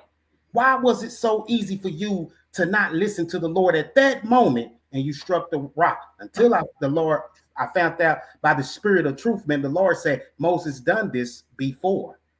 There was another time in the story of the book when Moses struck the rock when the Lord told him to strike it. But let's get it first. Don't take our word for it. Let's pull out the Bible. Let's get Exodus 17. We'll start at verse 1 and then we're going to jump to verse 6. Baba Kashah. Khan, this is Exodus 17 and 1. And all the congregation of the children of Israel journeyed from the wilderness of Sin after their journeys according to the commandment of the Lord, and pitched in Rephidim. Rephidim, as south on the Israel map, if you pull it up and look at it. Go ahead. And there was no water for the people to drink. Drop down to verse 6, Baba Kashah. Salaki. Verse 6. Behold, I will stand before there, Salakia. Behold, I will stand before thee there upon the rock of Horeb, and thou shalt smite the rock, Thou shalt what? and thou shalt smite the rock. He's telling Moses here, smite the rock. Hit it, strike it. Keep going. And there shall come out, and there shall come water out of it, that the people may drink. And Moses did so in the sight of the elders of Israel. Moses obeyed the Lord at that time to smite the rock. This different time and event, the Lord said, I want you to speak to the rock. But let's see what's happened. Can you drop over to 23, Baba Kashai, for me? On 20 and Numbers 20 and 23. real quick. We're gonna show you why, because what I'm showing you is rebellious is a sin, and it can cause you all these things that the Akim brought out tonight will cause your garment to be removed. Give me verse Numbers 20 and 23. This is Numbers 20 and 23. And the Lord spake unto Moses and Aaron in Mount Horeb, by the coast of the land of Edom, saying, Aaron shall be gathered unto his people, for he shall not enter into the land which I have given unto the children of Israel, because ye rebelled against my word at the water of Meribah. Rebellious, man. Right? Drop down to 26 about the shot. Verse 26. And strip Aaron of his garments, and put them on Eleazar his son. And Aaron shall be gathered unto his people, and shall die there. When you are rebellious to the Most High God, like Saul was, the Most High will remove that garment. Once you remove that garment, you're naked now. The same nakedness that Akim was bringing out earlier, you're naked now, right? You don't have nothing on you to present yourself, to show yourself, to allow these other nations and people to see the value of you, how the Most High created you to be. So he told Moses, strip him of his garment. You don't want that to happen to you, Israel, because all type of the garments that we wear, it symbolizes and it has meanings to it, right? Let's get real quick, Bible Shot. Can you give me Isaiah 59 and 17? Isaiah 59 and verse 17. And it reads, For he put on righteousness as a breastplate, and an helmet of salvation upon his head. And he put on the garments of vengeance for clothing, and was clad with zeal as a cloak. He said, garments of vengeance. All these the garments that you have on your body mean something. That's the reason why we have to have our garments on, right? The representation of it, man, is for a whole bigger thing than we could ever imagine. That's why the Lord said we must keep these garments white. The angels got their garments white. We must. Let me get one real quick, Bible Kashai, in Genesis 35. Let me get Genesis 35 real quick. Let me show you something, man. I'm going to go way back to the beginning of the book there. Is it in the beginning of the book? Let's see. Let's do it. 35, 1 and 2, Bible Kashai. I got you. This is Genesis 35, 1. And God said unto Jacob, Arise, go up to Bethel, and dwell there, and make there an altar unto God, that appeared unto thee when thou fleddest from the face of Esau thy brother. Running from your brother Esau, come on. Then Jacob said unto his household and to all that were with him, Put away the strange gods that are among you, and be clean, and change your garments. Get rid of those garments that you so hold as old garments, man. Put on the garments of praise. Put on the garments of righteousness, man. Right? Jacob telling the whole house of Israel, get rid of those gods, those strange gods, all them things that the Akim brought out earlier, man, in Galatians, man. Put them off. Get rid of them. It's not hard. Just get rid of them, man. Don't let them attach to you, because the more that they stay attached to you, your garment will eventually change. And you yourself, let me get real quick, Bible Kashai. Let me get Mount Michael, chapter 2, 7 and 8, real quick. Stand on that garments of white, man. You got to keep your garments clean. This is Micah 7. Micah, yeah. Chapter 2, verse 7. Yeah, chapter 2. Yeah. Okay. This is Micah 2, 7 and verse 8. Oh that thou art named the house of Jacob. Is the spirit of the Lord strained? Are these his doings? Do not my words do good to him that walketh uprightly? That's right. Even of late my people is risen up as an enemy. Ye pull off the robe with the garment from them that pass by securely, as men averse from war. You've become, once you take that garment off, you're an enemy.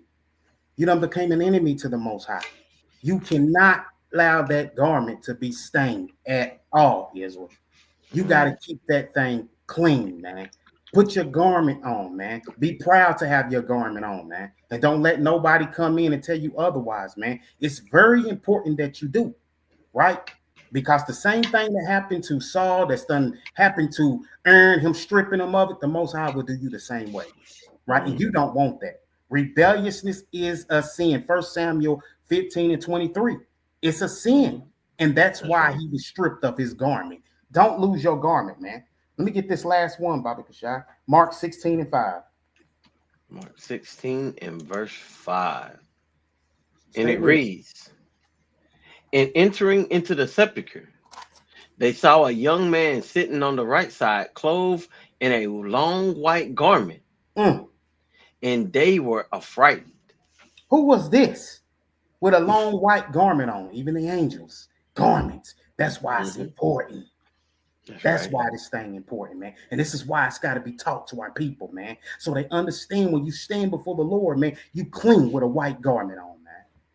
And you understand, man, Lord, I've been keeping all those things that could affect me up off of me. I've rejected all of those things. Even if it caused you to lose things, man, keep that Mm-hmm. garment white. You're going to have to sacrifice too, man, right? Mm-hmm. In order for you to keep that thing, sometimes, man, you're going to family, friends, and I know, man, they're going to come against you, man, but you're going to have to choose. Don't tug of war. You're going to be like, That's look, right. do I choose to keep my garment white or do I choose to keep it stained, man? Which is going to harden Mm-hmm. the Lord's ear. He won't hear you.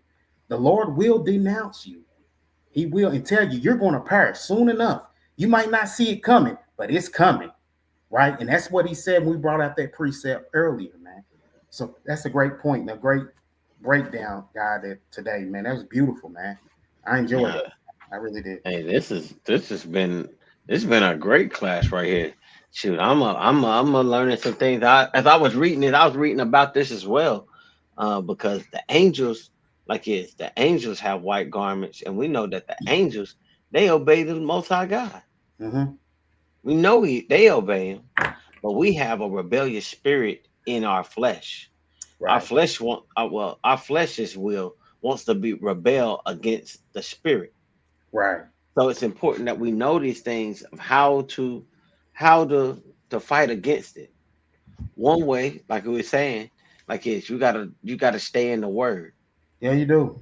The word has to be what keeps you clean. Is that wash you, make you clean, put away the evil of your evil Doing. doings, Right. right? That's how you become clean by heeding to the commandments of the Lord. You got to keep it clean. Because another part of it is when you think about it, you've got to keep your fabrics separated, right?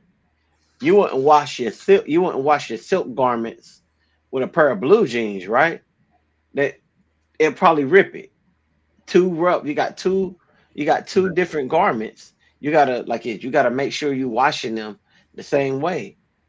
Now, when I thought about that, it made me think that we, as believers, to keep our garments white, we gotta be separate from Mm. everyone else. That's We gotta right. be holy. That's the Like call. it's Right. like it's get me Proverbs 13 and 20, Baba Kasha. Oh, yeah.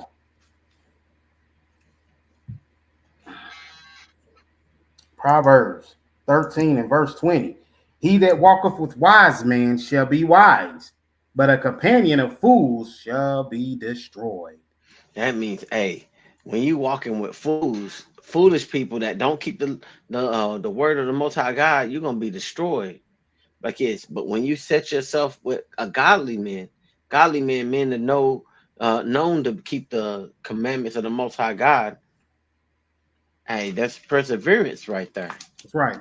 You can move forward. You got nothing but the good things. You ain't gotta worry about being influenced by wickedness because you surrounded yourself with the people who are gonna be like minded. That's gonna keep the commandments of the Lord as well.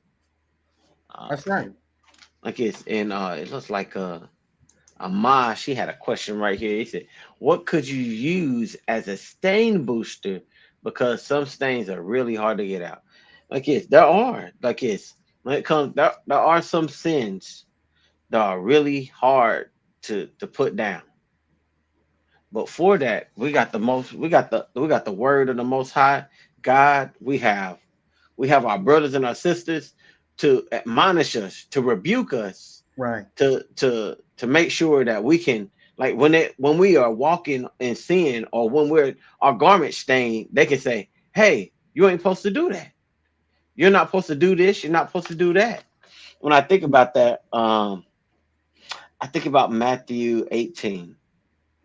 I want to say that Matthew 18 and 15. Matthew, yeah. Right. Could you grab that for me? Matthew 18. I think it's 15 where I want. Yeah, Matthew. we talked about this earlier. Oh yeah, we sure did. Matthew 18 and 15. Moreover, if thy brother shall trespass against thee, go and tell him his fault between thee and him alone. If he shall hear thee, thou hast gained thy brother.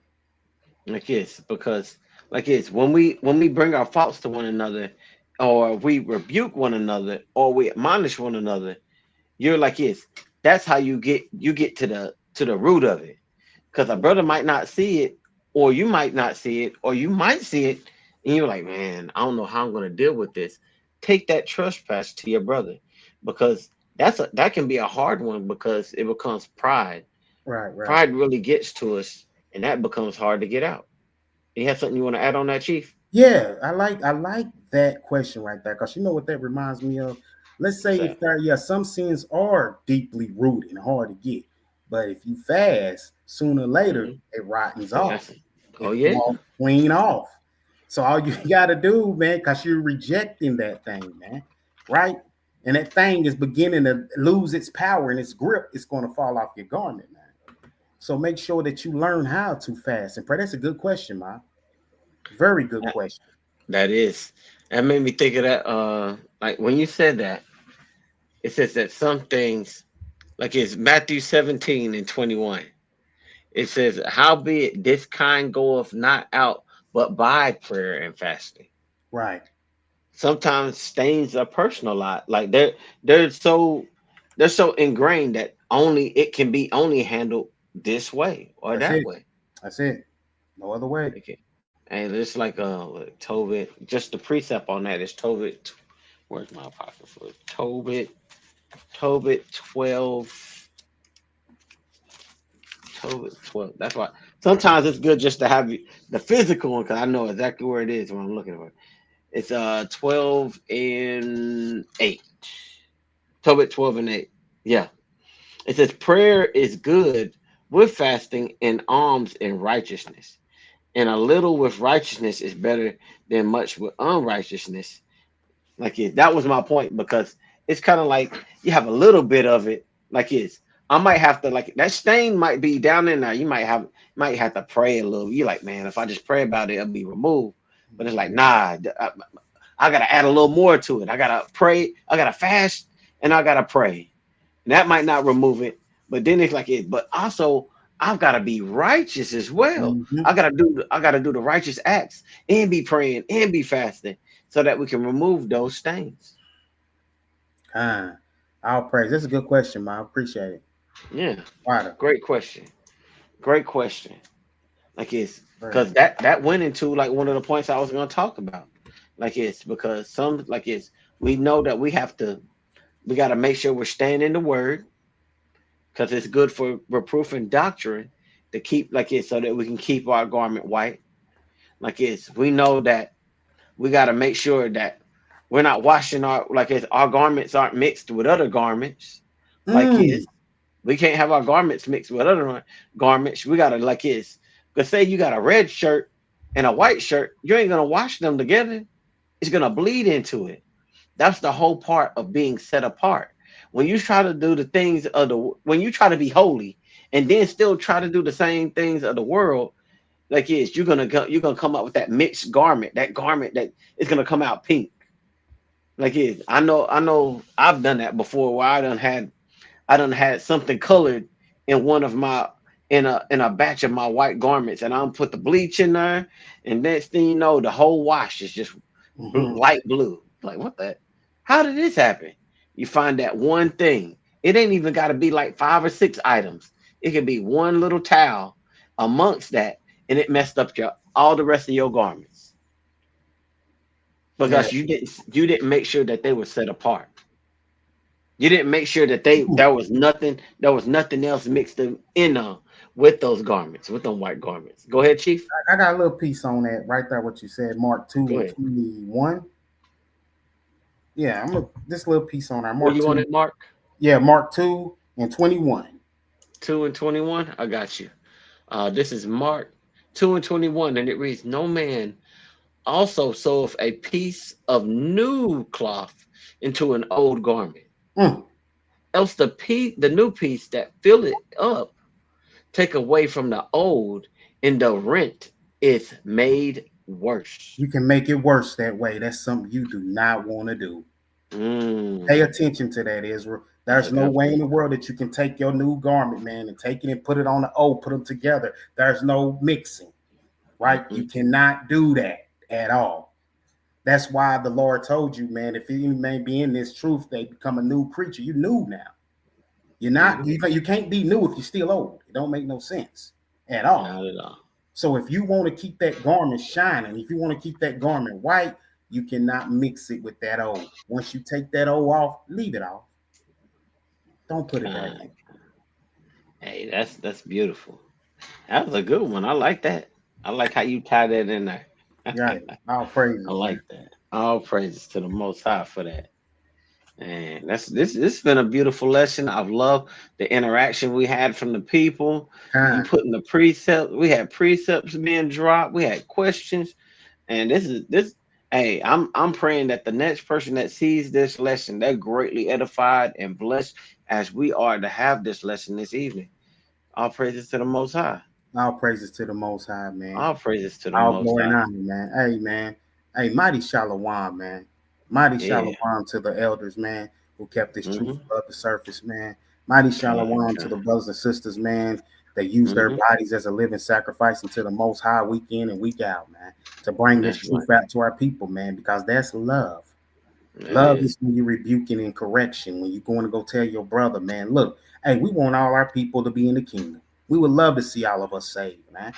Imagine a That's right. world, man, without unrighteousness, man. A world that's built on the law of Mm. God, man, where we can just, for the rest of our lives, man, we get to live forever, man. And don't have to worry about watching news and worrying about who getting shot, murder, wars, and none of that no more. Be Mm. done, right? And guess what? When you come before the Lord, when you come before the Lord, you got to have that garment on. That's right. After that We gotta garment, have that power. he's going to cast you into outer darkness. He's going to say, "Who is this?" And he's going to throw you out. Don't be at the party, man, undressed. Be there. Right. Hey, I got one more. I got one more verse because this is what we're looking for. This is what we're listening for. Uh, like is out of all of this, once we've learned to keep our garments white, this is what we're looking for. This is Can you read me Revelation 19:6 through verse 8? This should be my Revelation last precept. 19, verse 6. And I heard as it were the voice of a great multitude, and as the voice of many waters, and as the voice of mighty thunderings, saying, Alleluia, and the Lord God omnipotent reign. Let us be glad and rejoice. Give honor to him, for the marriage of the Lamb is come, and his wife hath made herself ready. Here we go. And to her was granted that she shall be arrayed in fine linen, clean and Hmm. white. For the fine linen is the righteousness of the saints. And that's what we're trying to preserve. We're preserving that righteousness that we're supposed to be taking care of, that we're supposed to be doing, keeping the laws, statutes, and commandments. It is the righteousness. This garment is the righteousness of the saints. Kind, all praises to the Most High God. Mm, All praises to the Most High for this beautiful lesson, brothers, sisters. The water for joining us for another thankful Thursday. kind, Um, there's an event that's going on this weekend in the Mechanicsville homecoming. We're looking to be out there right, on one of the days so that we can edify our people. We try right. to get the word of the Most High out. So be on the lookout for the trees amongst the people. That's Right? right. We're trying to get into the. We're trying to be wherever our people are. That's it. Just That's like it. we were out there for Juneteenth. Hey, Right. we're gonna be out there for the homecoming over in Mechanicsville. We're gonna try to be everywhere. We're trying to get this gospel throughout the four corners of the earth, or at least the four corners of Knoxville. Yeah, that's how it's supposed to be, and that's how it's going. Kind, I'll praise to kind. the Most High. Yeah, all praise the We got Most High. We appreciate everybody that tuned into this lessons, the ones that on here on the class live, those who will listen right, to it later. We right. appreciate you taking the time because you could be doing anything else. That's Like right. if you'll be watching any other channel, but you decided to come and rock with the trees, and we thank you. The water, the water, the water. The water. All praise to the Most High, man. Beautiful lesson, man. Hey, Israel, Kind. put your white garments on, man. Put them on. Yep. Put Let's 'em get on. that first. We're gonna get that. I got it. I got it ready. This is Isaiah 61 and verse 3. To appoint unto them that mourn in Zion, to give unto them beauty for ashes, the oil of joy for mourning, the garment of praise for the spirit of heaviness, that they might be called trees of righteousness, the Mm, planting of the Lord, that he, Yahweh, might be glorified. all praises, man. All All praise to the praises. Most High, man. All praises to the Most High. And Yeah. a Till next beautiful time. lesson. Beautiful lesson. Mm. Like you were saying, go ahead, close us out. Hey, till next time, man. Right? Shalom, Israel. Shalom. Shalom.